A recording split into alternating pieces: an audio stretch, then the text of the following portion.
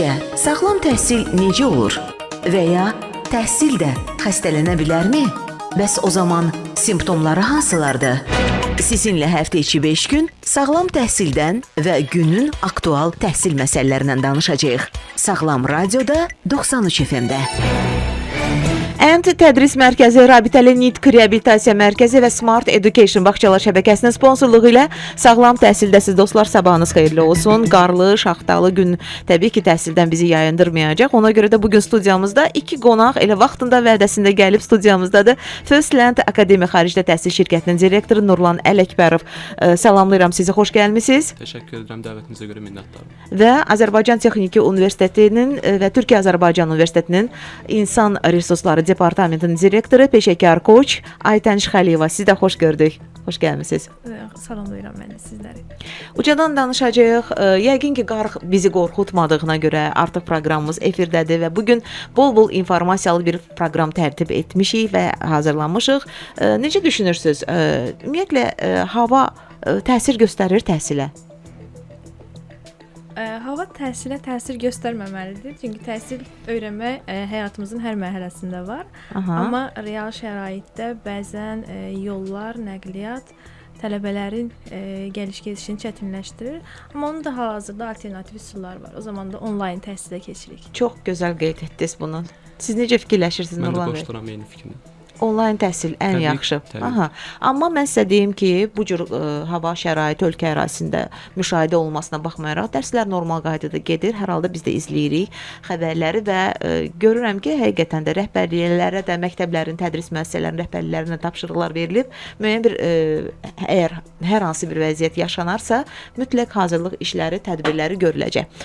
Biz isə başlayırıq bugünkü efirimizə. Həm xaricdə təhsillə bağlı öyrənəcəyik Nurlan bəydən görək üstünlükləri nədir? Niyə daha çox bizim Azərbaycanlı tələbələr xaricdə təhsil almağa üstünlük verirlər və bunun nə kimi avantajları var və bu gün də həm də HR kimi də siz yəni daha çox tanınırsınız. Ona görə də istəyirəm ki, Aytən xanımla başlayaq.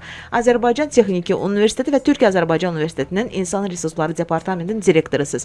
Neçə ildir artıq bu sahədəsiz Aytən xanım? Tanıyaq sizi biraz yaxından. İnsan resursları sahəsində 15 ildir varam.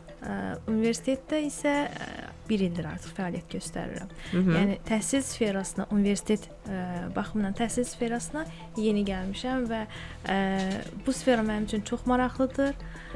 Çünki bizim belə deyək, insanların öyrənməsi prosesin başında olduğu üçün, maraqlı sfera olduğu üçün burada yeniliklər, insan resurslarının da bu sahəyə tətbiq edilməsi mən ciddi diqqətimi, marağımı çəkirdi. Başqa dövlət özəl qurumlardan fərqli yanaşmalar və deyə bilərəm ki, əslində universitetlərdə insan resursları yanaşması çox tətbiq edilmir. Daha çox kadr istiqamətdə yönəldir, yəni əməliyyatlar istiqamətidir. Bu baxımdan yəni mənim üçün də yeni bir sahədir, istiqamətdir təhsil sistemi və maraqlı şəkildə davam edir. İdarə etmə ilə yanaşı, həm də təbii ki, işçilərin motivasiyasını, yəni yüksəkdə tutmağa çalışırsınız və ona görə də məhz bunun üçün hansı metodlardan istifadə edirsiniz? Başlayaq bəlkə bundan bağlı danışmağa. Olar. Təkcə motivasiya deyil, inkişaf. Yəni universitetdə ümumiyyətlə nələr edilməlidir insan resursları sahəsində? Dediyim kimi, klassik idarə etmədə kadr siyasəti gedirdi. Yəni kadr idarə etməsi gedirdi. Burada işçilərin işə qəbulu və sənədləşməsindən ibarət idi. Bizim yanaşmamız, yəni HR yanaşması olaraq, insan resursları yanaşması olaraq işçilərin inkişaf elətdirilməsi, düzgün işçilərin seçilməsi, onların performans dəyərləndirmələri, motivasiyaları bu yönümdə işlər görməyə başlamışıq və eyni zamanda klassik idarə etməyə daha çox sənədlər üzərindən gedirdi və insanları vaxt itkisinə, yormağa səbəb olan nüanslar çox idi. Rəqəmsəllaşma, rəqəmsal insan resursları tətbiqi bu sahələrdə daha çox çalışırıq. Yəni əsas strategiyamız bu sahələrdədir. Motivasiya yönümlü nələr edirik? Bir çox layihələr edirik. Yəni irəliləyən dəqiqələrdə bu barədə danışacağam. Bir çox layihələr edirik. Belə deyək, yəni müsabiqə yönümlü layihələr edirik. Burada çalışırıq ki, müəllim və tələbə heyəti birlikdə komanda şəklində işləsinlər, hər hansısa ideyalarını versinlər və bunlar yəni müsabiqələr olsun, bunlar startapa çevrilsin, sonra bunların belə deyək innovasiya ekosisteminə çıxsınlar. Həm layihələrimizin məqsədi həm müəllimlərin motivasiya alması və inkişaf etməsidir, həm də tələbələrin yetişməsi və motivasiya almasıdır. Başqa qeyri-maddi motivasiya növlərindən istifadə edirik. Bu şəkildə yəni inkişaf proqramları, xüsusən son ildə əsas qarşımıza qoyduğumuz müəllimlərin və inzibati heyətin, yəni rəhbərlərin inkişaf etdirməsi üçün müəyyən proqramlar tərtib edirik. Bu proqramlar, layihələr nədən ibarətdir? Biz bugünkü proqramımızda mənə elə gəlir ki, toxunarıq azacıq da olsa. Mən universitetin tələbələrlə əlaqəsini də bilirəm ki, gücləndirmək və onların akademik və karyera inkişafına dəstək olmaq üçün atdığınız mexanizmlərlə də bağlı məlumatım var və necə qurulub bu mexanizm, universitet sənaye əməkdaşlığı, bu barədə də birazdan dinləyicilərimizə məlumat verərsiniz. Nurlan bəylə istəyirəm ki, xaricdə təhsillə bağlı əslində tələbə demək olar ki, mövzumuz hardasa eyni istiqamətə köklənir. Ona görə də indi Nurlan bəyi yaxından tanımaq istəyirəm. Xaricdə təhsil üzrə artıq mütəxəssissiz. Neçə ildir bu sahədəsiz? 2 ildir bu sahədəyim. Fəaliyyət göstəririk. Mən Nurlan Əkbərov First Akademinin direktoruyam. 2 ilə yaxındır ki, xarici təhsil sahəsində fəaliyyət göstəririk. Həm şirkət olaraq, həm fərdi şəkildə. Və xarici təhsillə bağlı proseslərdə tələbələrə A-dan Z-yə qədər bütün xidmətlərdə yanında oluruq. Xarici təhsillə bağlı müraciətlərində. Deməli 055 93 490 93 WhatsApp nömrəmizə yazıb göndərə bilərsiniz. Düşünün ki, indi bizə qulaq asır hal-hazırda 11-ci sinifdə təhsil alan və yaxud 10-cu sinifdə təhsil alan şagird, abituriyent də deyək. Və birdən-birə radionu açır və dinləyir ki, xaricdə təhsilə daha çox üstünlük verilir və s. İndi bu dinləyən şəxs mütləq şəkildə hansı məqamlar, hansı meyarları nəzərə almalıdır? Hər kəs gəlib qapınızı döyüb sizlə söhbət etməyə, konsultasiyaya yəni gələ bilər. Yoxsa müəyyən bir doğrudan da kriteriyalar var ki, siz həmin insanlarla danışarkən görürsünüz ki, uyğun deyil. Xaricdə təhsil almaq, yəni bu insanlıq deyil də. Əslində gözəl yanaşmadır, gözəl sualdır. Təbii ki, konsultasiya prosesində əsasında ilkin mərhələdə müraciət edən tələbə haqqında ilkin fikirlərin formalaşmasıdır. Konsultasiya prosesində istənilən tələbə, gənc müraciət edə bilər. Zaten bunun əsas məqsədi müraciət edən fərdin təhsil almağı düşündüyü ölkə və universitet üçün hansı səviyyədə uyğunluq təşkil etməyin əsasıdır. Bizə tələbələr müraciət eləyir konsultasiya prosesi zamanında. Biz onlara müəyyən seçimlər təklif edirik, hansı ki, müəyyən kriteriyalara uyğunluq təşkil edirlərsə. Daha çox tövsiyə edirəm ki, hal-hazırda 11-ci sinifdə və yaxud da ki, 10-cu sinifdə təhsil alan bizim gənclər indidən artıq müəyyən ixtisaslar və universitetlər haqqında fikir formalaşdırsınlar ki, hansı ki, 11 illik təhsil sistemini başa vurduqdan sonra hansı ölkədə, hansı ixtisas üzrə və hansı universitetdə təhsil almağı düşünürlər. Daha çox məqsəd yönlü olsalar, həm vaxt baxımından, həm də qeyd edəcəyim digər amillər cəhətdən üstünlük təşkil edəcək onlar müraciətlər. Məsələn, siz nəyi təklif edirsiniz? Hansı ölkələr daha çox prestijlidir belə təhsil üçün? Təbii ki, hər bir xaricdə təhsil almağı düşünən tələbə ilkin proses zamanı özü maraqlanmalıdır. Mən belə düşünürəm ki, burada valideynlərin də rolu böyükdür. Çünki nəzərə alsaq ki, müraciət edən tələbələrin, gənclərin bir çoxu 10-cu, 11-ci sinifdə oxuyan gənclərdir və onlar həm dərs baxımından yetərincə yüklənmiş olurlar, həm öz belə deyim sosial aktivitetləri baxımından burada valideynlərin rolu böyükdür və şəxsi təcrübəm onu göstərir ki, xaricdə təhsil almağı düşünən gənclərin böyük bir əksəriyyətinin seçimlərində valideynlər də böyük bir rol oynayır. Təbii ki, konsultasiya prosesi zamanı bu rolun birbaşa valideyn seçimi yox, həmçinin valideynlə yanaşı təhsil almağı düşünən fərdin özünün seçimi də əsas olmalıdır. Çünki bəzən biz bunu müşahidə edirik ki, konsultasiya prosesləri zamanı valideynlər övladlarının əvəzinə müəyyən qərarlar verirlər və bu qərarlar heç də hər zaman uğurla nəticələnməyə bilir. Burada tandem şəkildə olmalıdır. Həm tələbənin, həm fərdin öz şəxsi seçimi və yanaşması olmalıdır. Həmçinin də təbii ki, onun ilk mentoru onun valideynidir. Valideyn də orada öz belə deyim fikirlərini bölüşməlidir təbii ki. Yəni bir ortaq məxrəcə gəlməlidir. Təbii ki, eynən ortaq məxrəcə gəlməlidir. Valideynin də özün bəzən həyata keçməyən arzuları olur, istəkləri olur, onu reallaşdırmaq istəyir. Yəqin ki, ümumiyyətlə maraqlı, əgər yadınıza düşərsə efir müddətində valideyn, övlad əgər sizə müraciət ediblərsə, ümumiyyətlə nə ilə bağlı daha çox mübahisələri düşüb? Bəlkə sizin yanınızda, bəlkə kənarda, hər halda müşahidə edirsiniz də bunları. Təbii ki, praktika vaxtı bunu biz çox görürük. Mən çalışıram ki, konsultasiya akreditasiya prosesində həm bizim mütəxəssislə yanaşı özümüz də iştirak eləyək. Hansı prosedurlar orada həyata keçir? Təbii ki, biz bunları bilir, amma birbaşa kontaktda olanda müəyyən qeyd etdiyimiz nüanslarla qarşılaşa bilirik.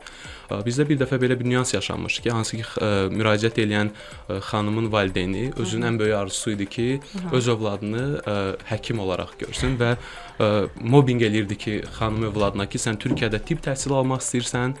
Amma xanım bunun tərəfdarı deyildi. O daha çox moda, fashion sahəsinə istəyirdi və bizə müraciət edirdi ki, hal-hazırda anam mənim yanımdadır. Böyük ehtimal gəlməmişdən qabaq bizim əməkdaşa yazmış ki, anam mənim yanımda gəlsə böyük ehtimal ki, məni Türkiyədə təhsil üçün, tibb təhsili üçün yönləndirəcək. Amma mən İtaliyada hər hansı bir universitet var. Oranın fashion sahəsində istəyirəm özümü inkişaf elətdirim və xanım doğrudan da bu sahədə böyük bir marağı var idi. Həm əl işləri olsun, həm bu sahəni yaxından takib edən bir xanım idi. Biz hansı ki, o sahədə daha yaxşı görürdü. Təbii ki, biz daha sonra bizim psixologiya ilə bağlı bizim əməkdaşlarımız var ki, hansı ki bir seans təşkil elədik. Valideynə bildirdik ki, sizin əslində təşəbbüsünüz doğru ola bilər, amma ilk növbədə fərd olaraq sizin övladınız hansı çətinliklərlə üzləşə bilər? Çünki xaricdə təhsil almağın əsas, fundamental əsası insanın motivasiyasıdır. Əgər bir insan motivasiya olmuş şəkildə hər hansı bir xarici bir ölkəyə gedib, orada təhsilini davam etdirməyi düşünürsə, ona güc verəcək amillər olmalıdır. Şəxsi seçiminin burada rolu çox böyükdür. Fərd olaraq şəxsi seçim edib müəyyən bir ixtisasda təhsil almaq bu bütün çətinliklərin qarşısını almağa bir divar kimi həmin insana motivasiya xarakterli müsbət təsir göstərir. Bu yolda dəstəkləyən valideynlər daha çox olur. Təbii ki, rastlaşırsınız. Bəli. Aha, nə gözəl. Aha, sizin də deyə bilərsiniz, Aytan xanım, əlavəniz ola bilərsə nə gözəl. Yəni bəli. Siz də tələbələrlə görüşürsüz tez-tez deyə.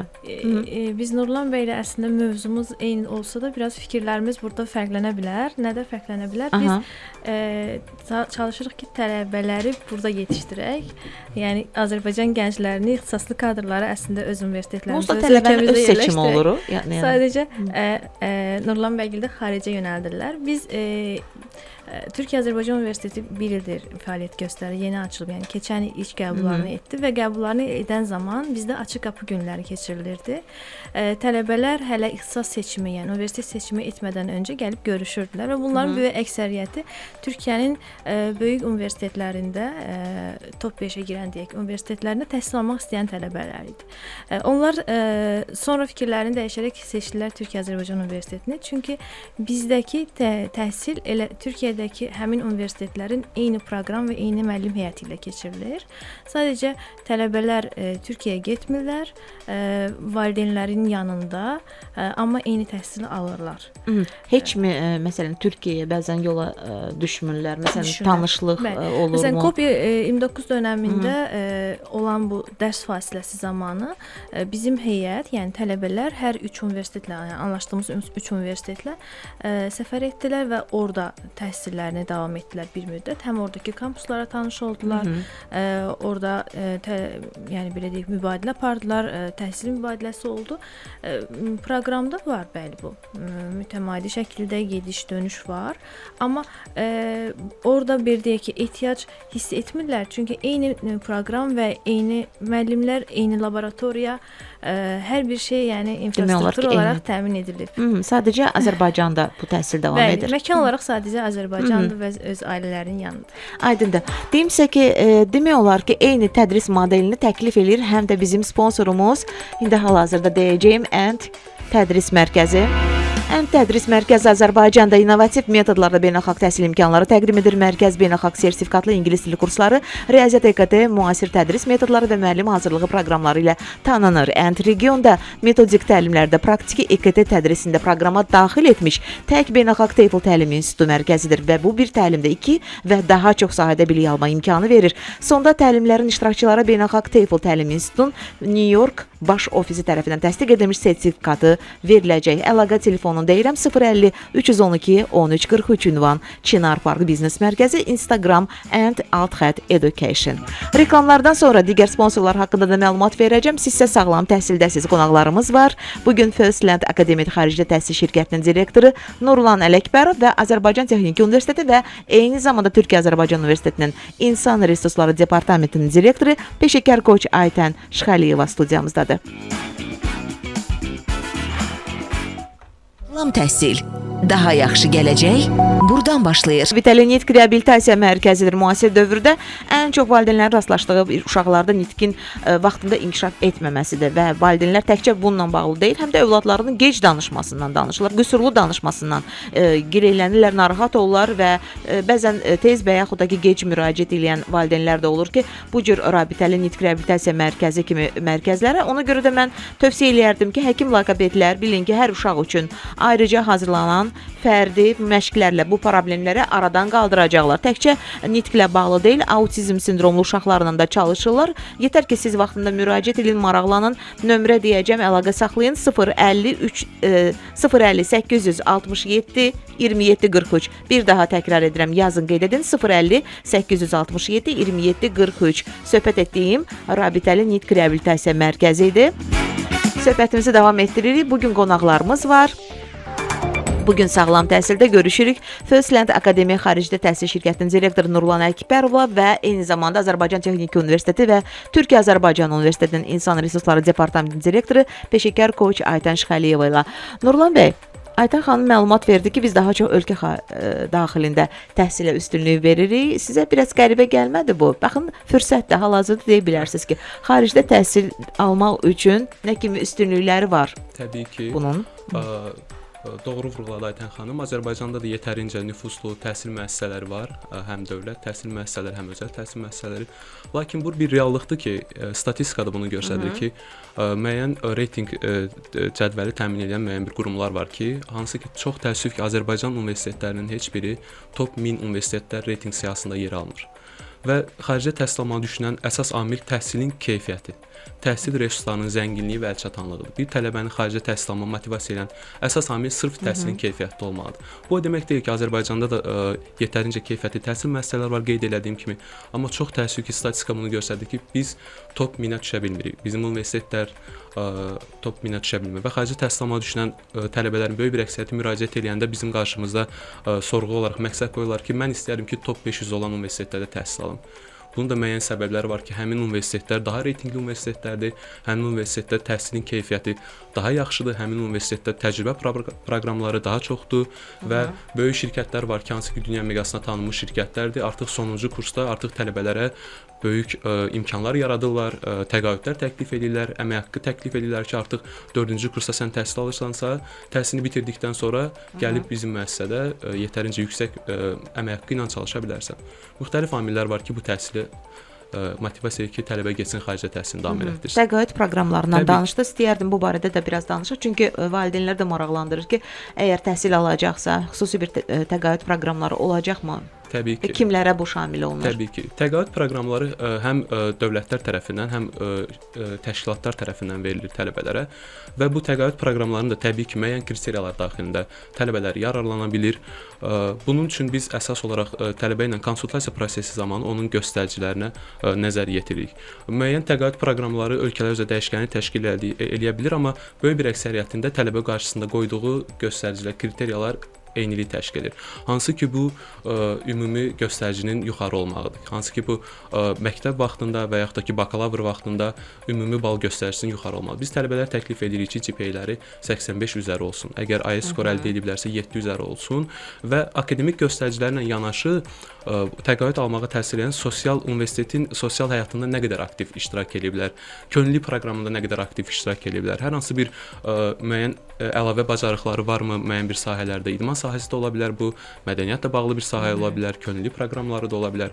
Bu kimi amillər hansı ki, daha çox bonus verir tələbələrə ki, təqaüd proqramlarından əldə eləsinlər.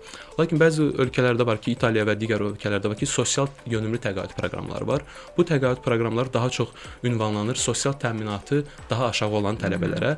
Orada müəyyən qədər bilik göstəriciləri müəyyən qədər aşağı nəzərə alına bilir, lakin əsas kriteriya sosial baxımdan həmin tələbənin. Yəni onlara da xüsusi yer ayırırsınız. Eynən yer ayırırlar. Təbii ki, tələbə müraciət edəndə biz birbaşa olaraq xarici təhsil şirkəti olaraq biz tələbənin göstəricilərinə baxırıq. Əgər təqaüd proqramı üçün uyğunluq təşkil edirsə, biz yönləndiririk. Biz bunu müşahidə eləmişik praktikamızda. Bəzi tələbələrin heç özünün belə xəbəri olmur və yaxud da ki, onlara məlumat verilmir ki, siz bu göstəricilərlə doğrudan da 50%, 100% təqaüdlə təhsil ala bilərsiniz. Həmçinin bizim dövlətin də dövlət təqaüd proqramı var. Azərbaycan Respublikası 2022-2026-cı illər dövlət təqaüd proqramı, hansı ki, müraciətlərin çoxluğu və intensivliyini nəzərə alıb 2 ildə artırılıb. Bu dövlət təqaüd proqramı da Azərbaycanlı tələbələrin dünyanın ən nüfuzlu təhsil müəssisələrində tam təqaüdlü şəkildə təhsil almağını təmin edən bir proqramdır. Hansı ki, bizim tələbələr ona da müraciət edə bilərlər. Aydındır. Bəlkə əlaqə nömrəsi deyəsiniz, sizlə əlaqə saxlasınlar. Təbii ki, bizim əlaqə nömrəmiz 050 212 1972, 050 599 48 22. Təşəkkür edirik. Ayda xanım, qane elədi cavab sizə? Qane elədi. Deyərdim ki, reallıqdan danışır. Təbii ki, yəni biz də eyni mühitdəyik, eyni cəmiyyətdəyik. Yəni reallığı qəbul etməmək imkansızdır. Amma reallığı qəbul edərək, yəni hərəkətsiz qalmaq ən böyük fəlakət olardı. Ona görə bizim universitetlər, yəni dəyişən dünya dəyişir və dəyişən dünyaya rəqabət üstünlüyü əldə etmək üçün biz də o dünyaya adaptasiya olmaq üçün müəyyən inkişaf proqramları etməliyik və davamlı şəkildə beynəlxalq təcrübədən istifadə üçün müəyyən mübadilələr etməliyik. Və hal-hazırda bunun üzərində çalışırıq və bu kimi layihələr edirik. Həm müəllimlərin, həm idarəetmə heyətinin, həm tələbələrin mübadilə proqramlarını həyata keçiririk. Erasmus, Mövlana kimi proqramlar var ki, bu həm Türkiyə universitetlərinə, həm digər universitetlərdə ikili diplom proqramlarını həyata keçiririk. Bu diplom proqramları nədir? Tələbələr 2 il burada, 2 il digər universitetdə təhsil alırlar və sonda hər iki universitetin diplomu ilə bitirir universiteti. Bununla yanaşı layihə yönümlü tədris var ki, tələbələrin ölkə xaricinə çıxmağının səbəblərindən biri də budur. Bu nədir? Çünki bizdə bir çox universitetlərdə klassik tədris üsulundan istifadə olunur. Tələbələr universiteti bitirdikdən sonra onlar iş dünyasına adaptasiya ola bilmir. Çünki nəzəriyyəni praktikada tətbiq edə bilmirlər. Bizim hal-hazırda təcrübə proqramlarımız var ki, o təcrübə proqramları şirkətlərlə əlaqə çərçivəsində şirkətlərlə əlaqə saxlayırıq və ora istər istehsal təcrübəsi üçün, istərsə də universiteti bitirmədən də, yəni hətta 1-ci, 2-ci kursda da olduğu zamanda tələbələri ora yönəldirik. Yəni bir növ peşə ilə, hər hansı bir peşə ilə onlara şərait yaradırsınız ki, iş imkanlarını genişləndirsinlər, karyeralarını, düzdürmü? Bizdə daha çox mühəndislik ixtisasları olduğu üçün müdafiə sənayesi, aerokosmik sənaye və bu kimi elektrik, energetika sahələrində olan qurumlarla, şirkətlərlə danışaraq tələbələri ora yönəldirik ki, orada təcrübə keçsinlər. Çünki onlar iş mühitinə hazırlanmalıdırlar. Eyni zamanda bizim öz universitetimizin içində də könüllü proqramlar var. Struktur bölmələrə, kafedralara, ixtisas üzrə tələbələri yönəldirik ki, burada təcrübə keçsinlər, onlar real iş mühitini görsünlər. Həm yumşaq bacarıqları vərdiş etsin, həm peşə bacarıqları inkişaf etsin. Bununla yanaşı həm də buraxılış işləri sadəcə belə deyək, hansısa mövzudan ibarət olaraq qalmasın.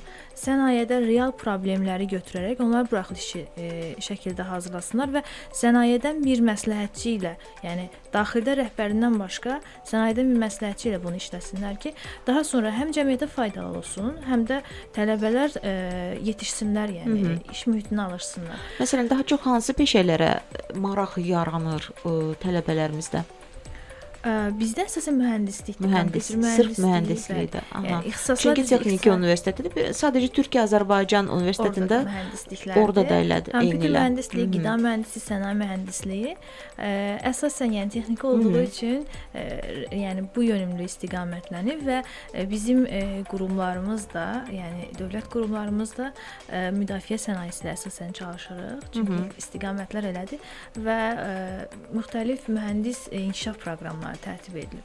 Məsələn, uşaqlar bizim onun üçün tələbələri işçi kimi cəlb edərək həm mühəndislərlə işləsinlər, onlara mentorluq etsinlər. Mentorluq proqramı tətbiq edilir ki, əsas problemimiz nədir? Tələbələr bitirdikdən sonra iş axtarmaqda çətinlik çəkməsinlər. Yəni paralel olaraq həm təhsil alsınlar, həm də eyni zamanda çalışsınlar.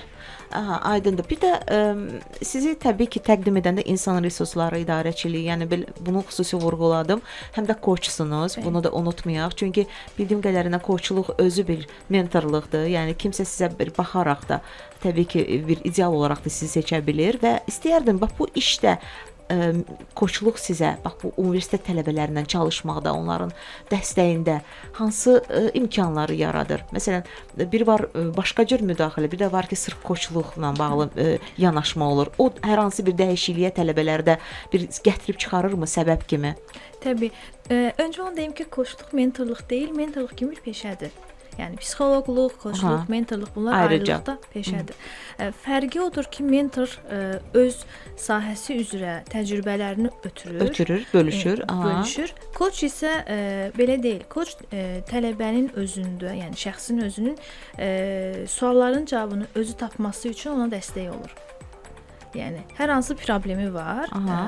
Deyək ki, karyera bir hədəf qoyub, karyera inkişaf etmək istəyir, seçim etmək istəyir, amma bunu edə bilmir. Özünə bir hədəf qoya bilmir və yaxud da hədəfi var, ora çatması üçün maneələrini aşa bilmir. Koç bu prosesdə ona kömək edir. Müəyyən texnikalarla, suallarla insan öz yolunu özü çəksin deyə. Yəni öz biliyin, potensialının fərqində varsın və bu yolu necə gedəcək? Çünki mən koç olaraq öz təcrübəmi ona yönəltsəm, aktarsam, öz təcrübəmi onunla paylaşsam, bu mənim həyat yolum olacaq. Və o hədəfə çatmaq üçün maneələrlə yenə rastlaşacaq. Çünki öz yolunu özü öz cığırını açsa. Öz cığırını açmağa kömək edir. Bəzən motivasiya düşkünlüyü yaradır, daxili motivasiyasını tapmağa kömək edir. Çünki mən ona hər hansı bir üsullar versəm, bu motivasiya edici çoxlu şəxslər var ki, yəni onları həvəsləndirirlər, amma o bir müddət sonra bitir. Çünki unudulduqdan sonra bitir. Və yaxud da deyir ki, mən bunu edirdim, amma indi yenə ruh düşkünlüyü də edə bilmirəm. Çünki o kiminsə məsləhətidir. Tələbələrə koçlar tələbə və məsələn fərdi yolunu çizən olurmu tələbələr arasında? Yəni bizdə hal-hazırda karyera koçluğu layihəsi var. Bu Türkiyə universitetlərində keçirilir, amma Azərbaycan universitetlərində ilk dəfədir bizim universitet tətbiq edilir. Mən peşəkar koç kimi layihənin rəhbəriyəm. Və burada bütün layihədəki bütün koçlar beynəlxalq koçlardır, beynəlxalq dərəcəli koçlardır. Burada bizim 30 tələbəmiz seçilib və 30 tələbəyə 6 ay müddətində karyera koçluğu verilir. Minimum 6 seansdan ibarət karyera koçluğu verilir və orada birə-bir işlənir hər tələbə ilə, yəni fərdi şəkildə. Hər tələbənin özünün problemləri, hədəfi nədir, nəyə gəlmək istəyir, bu müəyyənləşir və onun üçün bir proqram tərtib edilir. Hal-hazırda biz dekabr ayından başlamışıq bu layihəyə. Layihə davam edir, yəni davamlı şəkildə geri dönüşlər alırıq. Yəni məmnun şəkildə davam edir və bunların inkişafını gətirib çıxarır. Bu təlimlərdən yararlanmaq üçün 6 ay minimum lazımdır, belə başa düşdüm. Necə sizlə əlaqə saxlamaq, necə sizlə görüşmək mümkündür? Əgər buradan imkan olarsa deyə bilərsinizmi? Əlaqə nömrəsi? Olar. Bəli. Instagram səhifədə də ola bilər. Instagram səhifəsi olaraq Koç Aytən Şıxəliyeva yazdıqda LinkedIn, Instagram, Facebook səhifələrində eyni adladır, tapa bilərlər və əlaqə nömrəsi olaraq deyə bilərəm nömrəni 055 571 55 33 nömrəsi əlaqə saxlaya bilər. Aydadır, təşəkkür edirik və davam edirik. Proqramımızın digər sponsoru da var. Smart Education bağçalar şəbəkəsi. Bəli, erkən yaşlı uşaqlardan biraz danışmaq istəyirəm. Çünki 2016-cı ildə yaradılan Smart Education bağçalar şəbəkəsi Yeniləncə filialı ilə başladılar. 2017-də Suna və daha sonra 2018-də Minika və Piramida ilə 2022-ci ildə davam edirlər və məqsəd nədir? Uşaq bağçasına daha çox etibar valideyn edəndə o təhlükəsiz mühiti birinci olaraq düşünür. Uşağım orada necə qidalanacaq bunu düşünür. Yeri gəlmiş ki, biz gələcək inşallah verilişlərimizdə dəvət edəcəyik qidalanma ilə bağlı xüsusi danışmaq üçün. Maarifləndirici və yaradıcı fəaliyyəti olsun uşağın, xarici dili öyrənsin uşaq və ona görə də əgər belə valideynlər varsa, indi bizə qulaq asırlarsa, mən rahatlıqla tövsiyə edərdim Smart Education bağçalar şəbəkəsini. Bağça uşaqlar üçün sevgi, təhlükəsizlik və ahəngdar bir inkişaf mühiti yaradacaq. 050 988 30 62 təkrar edirəm. 050 988 30 62. Xarici dil öyrənmək üçün isə baxın indi qarlı, şaxtalı günlərdə evdə oturub onlayn şəkildə qoşulmaq üçün isə World Career Peşə Mərkəzinin WhatsApp nömrəsinə yazacaqsınız dostlar. 055 674 72 30. Çin olsun, Koreya, İngilis, Alman dillərini öyrənmək üçün həm də evinizə müəllimlər təyin edirlər. Uşağınıza məktəbə qədər hazırlıqlarda kömək edəcəklər. Sizin özünüzə də əziz xanımlar evdə İngilis dillərini və yaxud digər xarici dilləri öyrədəcəklər. Hətta iş yerinə belə müəllim təyin edirlər. World Career Peşə Mərkəzi. Davam edirik Nurlan bəylə. Nurlan bəy, hansı ölkələri tövsiyə edirsiniz? Bir də deyin, zəhmət olmasa təkrar edin bizim üçün. Türkiyə idi bu sırada, daha sonra hansı ölkələr? Avropadakı ölkələr, Birləşmiş Krallıq, Birləşmiş Ştatlar. Bax belə. bəli. Nəyə görə bunu sual verdim sizə? Çünki bəzən viza problemləri də yaşayır. Yəni biraz viza ilə bağlı o təhsil növü üçün də təbii ki, əgər valideyn düşünür ki, bu viza üçün məsələn hansı şərtlər yerinə yetirilməlidir? Yəni bu bir uzun prosedur gedir də, yəni gəlin razılaşaq. Ona görə viza alma prosesi ilə biraz danışsaq mümkündürmü? Qısa bir müddət ərzində almaq? Təbii ki, mümkündür.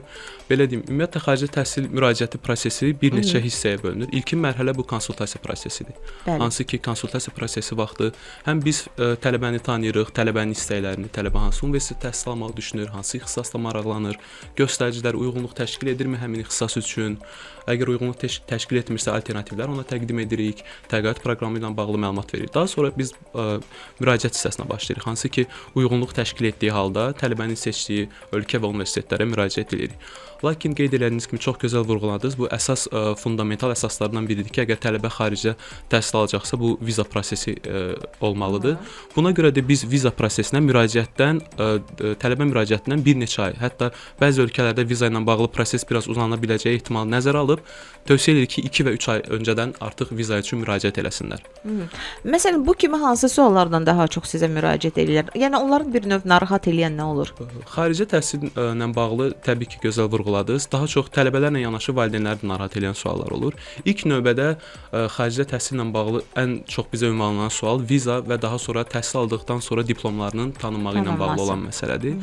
Hansı ki, müəyyən nüanslar olur ki, tələbələrə düzgün informasiya verilmir, onların hansı tərzdə təhsil alacaqları barədə, təhsilin keyfiyyəti, təhsilin strukturu, təhsillə bağlı imtahanlar hansı formada olacaq və tələbədə müəyyən təhsil alacağı ölkə ilə bağlı müəyyən bir fikir formalaşmır. Çox qısıtlı bir fikirlə gedir təhsil alacaq ölkəyə və oradakı reallığı görəndən sonra artıq o təhsil həyatında çox böyük çətinliklərlə üzləşir.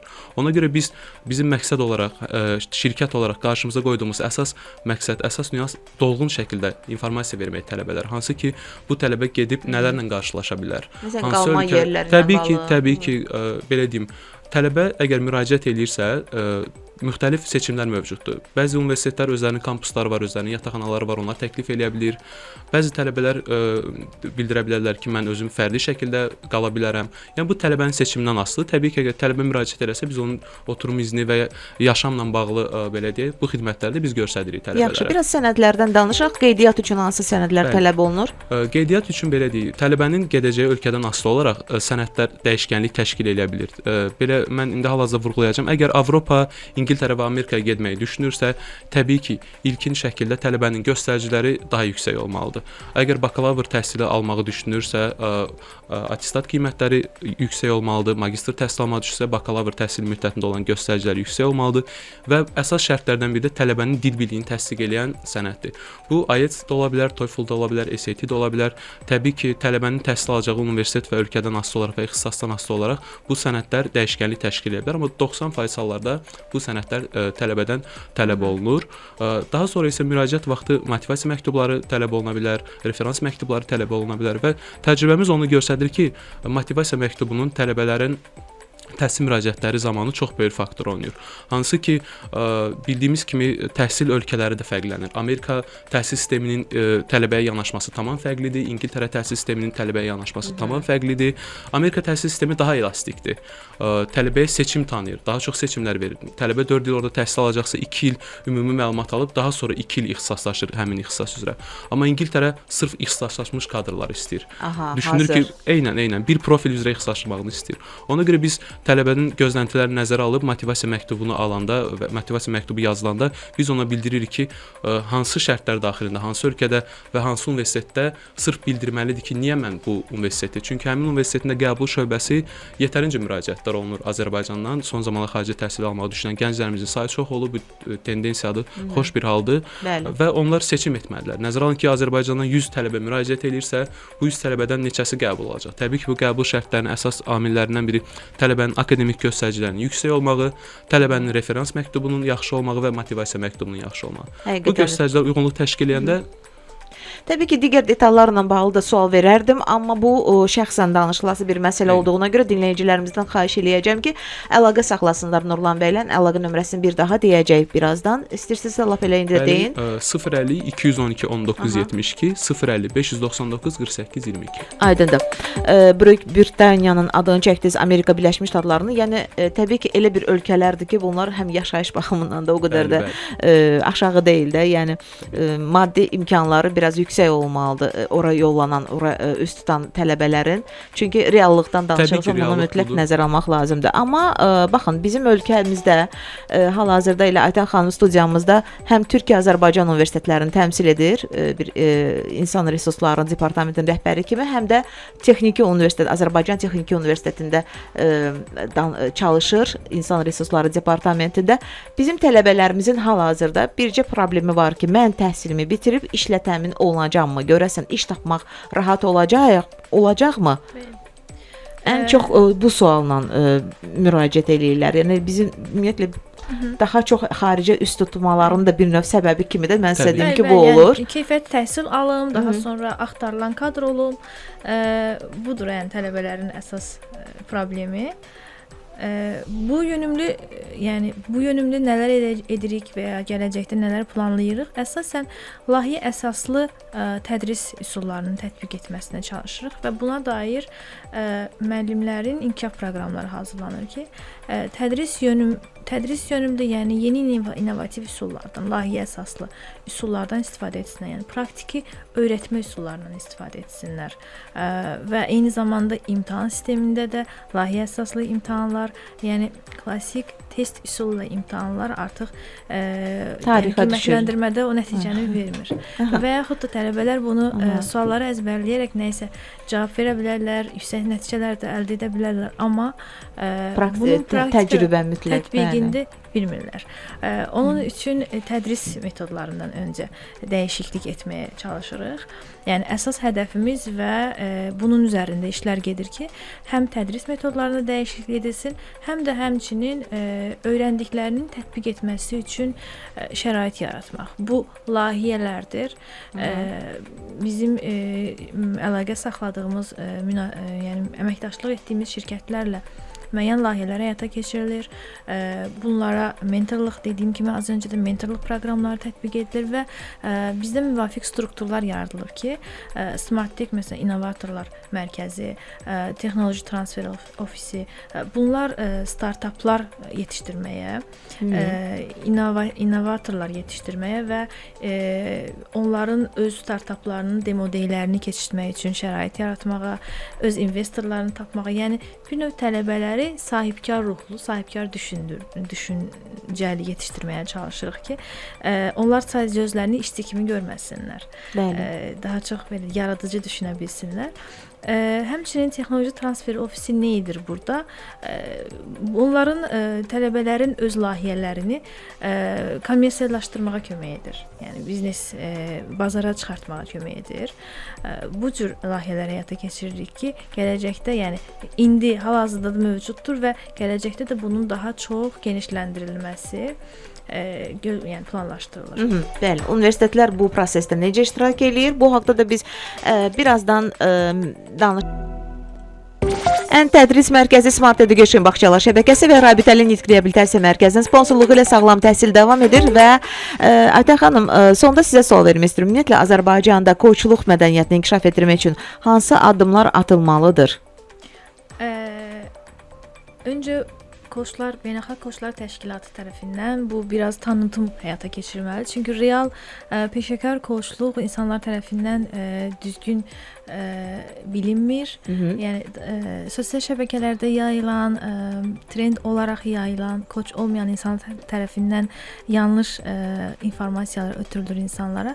Bilmədikləri üçün bunun nə qədər belə deyək faydalı olduğunu, real faydalı olduğunu bilmirlər. Ona görə də nələr edilməlidir? Öncə müəyyən müəyyən qurumlarda, müəssisələrdə, şirkətlərdə bu tanıdılmalıdır. Həm universitetlərdə, həm məktəb səviyyəsində valideynlərdə, həm müəllimlərdə yəni müəyyən proqramlar tətbiq edilməlidir ki, insanlar layihələr edilməlidir ki, insanlar koçluğun nə olduğunu bilsinlər və onu həyatlarına tətbiq etməyi öyrənsinlər.